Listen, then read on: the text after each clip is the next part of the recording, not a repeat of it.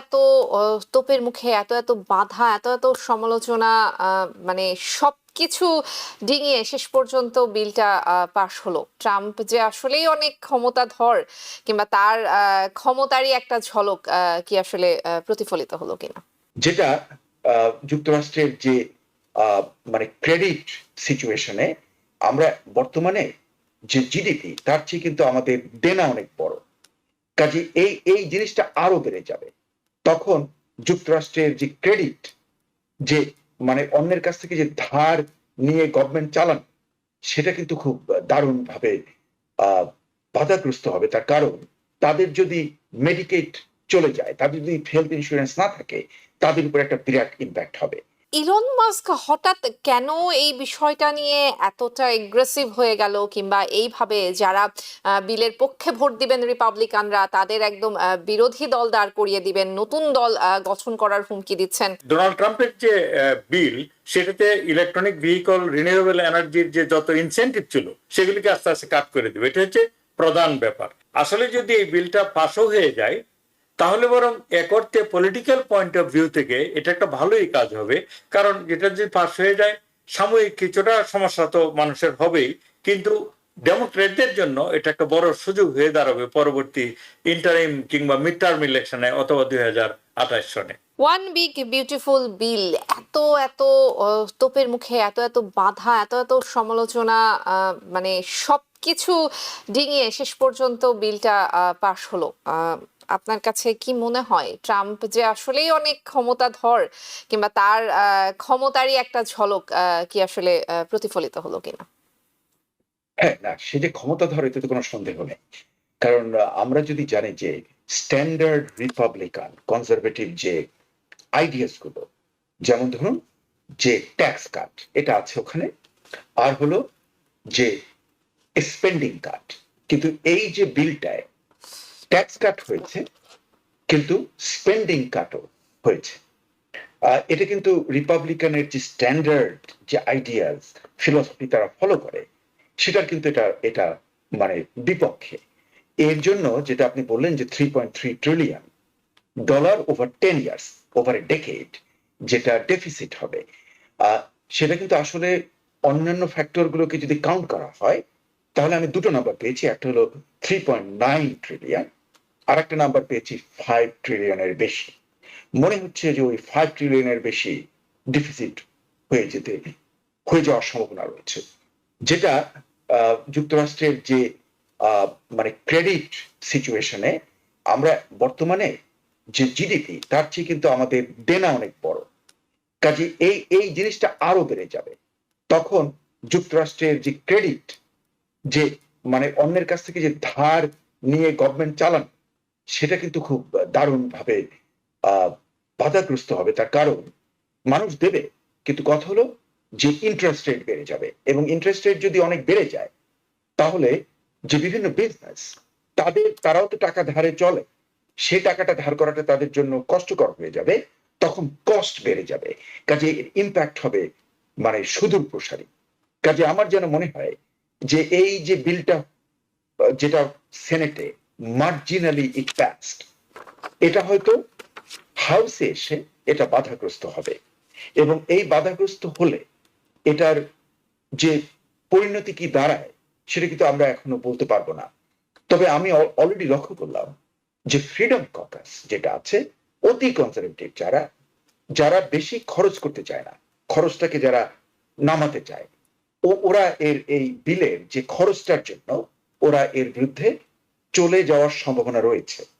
আর ওদিকে যারা মডারেট, তাদের জন্য সমস্যা হচ্ছে যে তারা যেগুলো সুইং স্টেটে আছে এবং তারা মডারেট, তাদের যে ক্লায়েন্টস, তাদের যদি মেডিকেড চলে যায়, তাদের যদি হেলথ ইন্স্যুরেন্স না থাকে, তাদের উপর একটা বিরাট ইম্প্যাক্ট হবে। কাজে এই কারণে ওরাও কিন্তু এ ব্যাপারে খুবই মানে আর কি মানে চিন্তা ক্লিষ্ট যে এটা কি হবে। কিন্তু মানে এটা একটা কম্প্রোমাইজ যেটা আমি দেখলাম, যে প্রথম ছিল 25 বিলিয়ন, এখন হলো 50 বিলিয়ন। একটা স্পেশাল ফান্ড করেছে যাতে যেগুলো রুরাল গরিব স্টেট আছে, যেখানে রিপাবলিকান ক্যান্ডিডেট, অথবা সুইং স্টেটে যেখানে সাধারণত ব্লু অনেক বেশি, মানে ডেমোক্র্যাট বেশি, সেখানকার যে রিপাবলিকান রিপ্রেজেন্টেটিভস এরা এদের জন্য ওই 50 বিলিয়নের ফান্ডটা।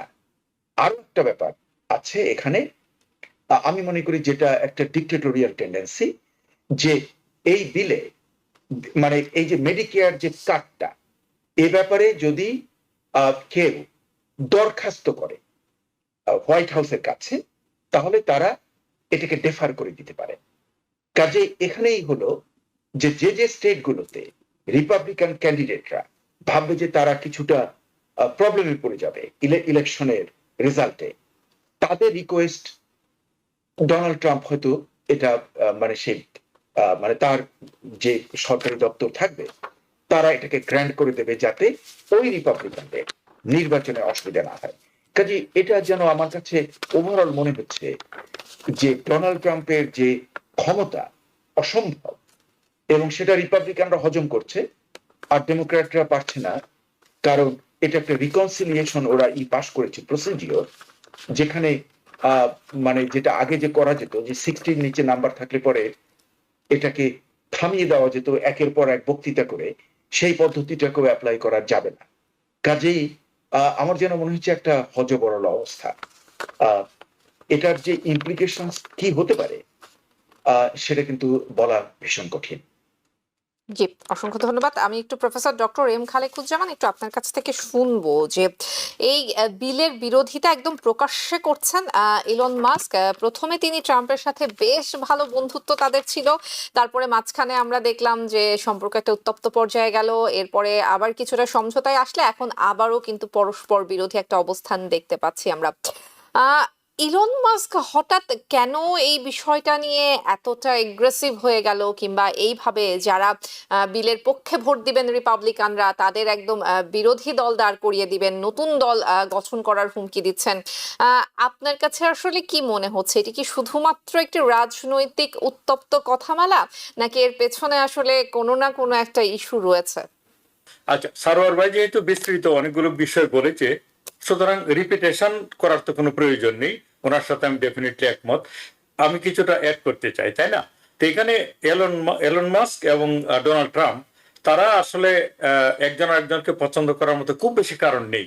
কারণ হচ্ছে তাদের যে পার্সোনালিটি, দুজনই ইগোটেস্টিক মানুষ, এবং তারা একটা বনে যেমন দুইজন বাঘ থাকতে পারে না, দুইটা বাঘ, অনেকটা এরকম সাময়িকভাবে তারা একত্রে ছিল। এটা হলো একটা ইস্যু। আরেকটা ইস্যু হচ্ছে at the end of the day সবকিছু হচ্ছে পকেট বুক দ্বারা নিয়ন্ত্রিত হয় ক্যাপিটালিস্ট সোসাইটিতে। সেখানে ইলন মাস্কের যে কোম্পানি, মানে ইলেকট্রিক্যাল ভেহিকল, মানে টেসলা ইনক্লুডেড, হ্যাঁ, তারপরে হচ্ছে যে স্পেস এক্স, এগুলো তো ক্ষতিগ্রস্ত হবে। কারণ ডোনাল্ড ট্রাম্প হচ্ছে খুবই কনজারভেটিভ লোক, তিনি মানে বিজ্ঞানে বিশ্বাস করেন না, তারপরে হচ্ছে আপনার রিনিউয়েবল এনার্জিতে বিশ্বাস করেন না, ক্লাইমেট চেঞ্জে বিশ্বাস করেন না। এখন ইলন মাস্কের অনেক কিছু আমাদের পছন্দ না, কিন্তু তিনি যেহেতু একজন বিজ্ঞানী এবং তার যে অভিমুখ সেটা হচ্ছে কিভাবে আমাদের প্ল্যানেটের যে সবচেয়ে বড় ক্রাইসিস ক্লাইমেট চেঞ্জ, এগুলোকে কিভাবে কিছুটা হ্যান্ডেল করা যায়, সেটা করতে গেলে আমাদের মানে ইলেকট্রিক্যাল ভেহিকল প্রয়োজন। তো সেটাই তো তিনি বিজনেস করেন। তো ডোনাল্ড ট্রাম্পের যে বিল, সেটাতে ইলেকট্রনিক ভেহিকল রিনিউয়েবল এনার্জির যে যত ইনসেন্টিভ ছিল সেগুলিকে আস্তে আস্তে কাট করে দেবে, এটা হচ্ছে প্রধান ব্যাপার। আরেকটা ব্যাপার হচ্ছে স্পেস এক্স এর সাথে গভর্নমেন্টের কিছু লেনদেন রয়েছে। স্পেস এক্স হচ্ছে তার যে এজেন্সি, ইলন মাস্কের নাসার সাথে তার বড় কিছু কন্ট্রাক্ট রয়েছে। এখন এই কন্ট্রাক্টগুলো কিন্তু পারস্পরিকভাবে লাভজনক, কারণ আমাদের গভর্নমেন্ট বর্তমানে বেসিক যে রিসার্চ সেগুলি অনেকটা কাট করে দিয়ে এগুলি আউটসোর্সিং করে দিচ্ছে, যে স্পেস রিসার্চ, সেইখানে ইলন মাস্ক হেল্প করতে পারে। কিন্তু ডোনাল্ড ট্রাম্প যেহেতু খুব ইগোটেস্টিক লোক, তিনি যদি মনে করেন যে আমাদের এইসব জাতীয় হেল্প পাওয়ার প্রয়োজন হয়, তার সাথে আমার এখন বনিবনা হচ্ছে না, সুতরাং তার সাথে আমার কাট অফ করা প্রয়োজন, এই ইঙ্গিতটা আমরা পেয়েছি। কারণ তিনি বলেছেন যে তার বিরুদ্ধে আমি ডোজ লাগিয়ে দিব। তো তার বিরুদ্ধে ডোজ লাগানোর মতো এমন কিছু, সে তো কোনো অপরাধ করেনি। তো এগুলি হচ্ছে যে ডোনাল্ড ট্রাম্প হচ্ছে খুবই মানে আউট অফ লাইন গিয়ে কথাবার্তা বলে, যেগুলিতে ফিলোসফি থাকে না, যেগুলিতে আদর্শ থাকে না। তো সেটার বাইরে গিয়েও দেখুন যে ডোনাল্ড ট্রাম্পের যে বিগ বিউটিফুল বিল, সেটা তো অনেকেই বলছে এটা আসলে বিগ ব্যাড বিল। কারণ এখানে শুধু যে আপনার হেলথ কেয়ারে মানুষ ক্ষতিগ্রস্ত হবে, ট্যাক্সে ক্ষতিগ্রস্ত হবে, ধনীরা লাভবান হবে, সেটা তো পুঁজিবাদীদের একটা মানে আদর্শই তাই। তার বাইরেও কিন্তু যারা দরিদ্র পীড়িত জনসংখ্যা, বিশেষ করে হচ্ছে শিশু বাচ্চারা, তাদের যে স্ন্যাপ প্রোগ্রাম, নিউট্রিশন প্রোগ্রাম, সেটা ক্ষতিগ্রস্ত হবে। হ্যাঁ, সে তারপরে তার বাইরে গিয়েও আপনার এই যেটা আমি বললাম যে ট্যাক্সের যে বিষয়টা, ট্যাক্স হচ্ছে ডোনাল্ড ট্রাম্প যখন প্রথম দাগে প্রেসিডেন্ট ছিলেন 2017-তে, তিনি তখন যে একটা ট্যাক্স এবং জব অ্যাক্ট করেছিল, সেটাতে খুব বেশি ডিটেলসে না গিয়ে ধনীদেরকে তিনি ফেভার করেছিলেন, ধনীরা যাতে হচ্ছে কর মানে ট্যাক্সের ব্যাপারে কিছু অ্যাডভান্টেজ পেতে পারে, সেগুলিতে তিনি পার্মানেন্ট করতে চাচ্ছেন, কারণ এই বছর এটার মেয়াদ শেষ হয়ে যাবে।